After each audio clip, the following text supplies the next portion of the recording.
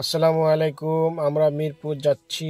তো মিরপুর যাওয়ার এক প্রান্তে আমার এই গেঞ্জি শার্টটা রিক্সার সঙ্গে বেঁধে ছিঁড়ে গেছে, রিক্সার হুকের সঙ্গে।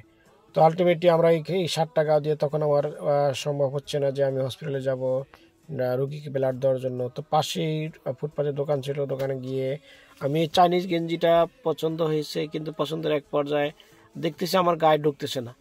তো আমি দোকানদার বললাম যে বড় আছে কিনা। দোকানদার তাৎক্ষণিক বললো যে আমার স্টকে আছে, আমি স্টকে যাচ্ছি চেক করার জন্য। এই পাকে আমার আরেকবার আমি আপনাদেরকে শার্টটা দেখাচ্ছি যে কিভাবে শার্টটা ছিল, কি কারণে ছিল, এবং সিরা শার্ট গাও দিয়ে হসপিটালে যাওয়া আমার জন্য মনে হয় আনইজিং ফিল করছে। সো এক পর্যায়ে পরে আমি পাশের দোকানে গিয়ে বললাম যে ভাই আপনার কাছে চাইনিজ কোনো অন্য কালার গেঞ্জি আছে? তখন বললো যে হ্যাঁ ঠিক আছে, আমি দেখতেছি। তো এই পাকে দোকানদার এসে বললো যে না ভাই, আপনার দোকানে গেঞ্জি নেই, আপনার এই ইয়ার গেঞ্জি নেই।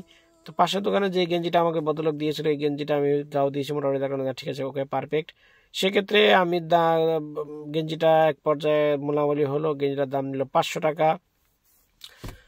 তো 500 টাকা দেওয়ার পরে এক পর্যায়ে ওই দোকানদার বললো যে ভাই আপনি আমার থেকে গেঞ্জি নিলেন না। আমি তো তখন বললাম যে দেখেন, আপনার এই গেঞ্জিটা আপনার দোকানে নাই, এবং পাশের দোকানদার দেশে। তখন বললো যে ঠিক আছে, গেঞ্জি তো দেন না, তাহলে পানি দেন, পানি খাই।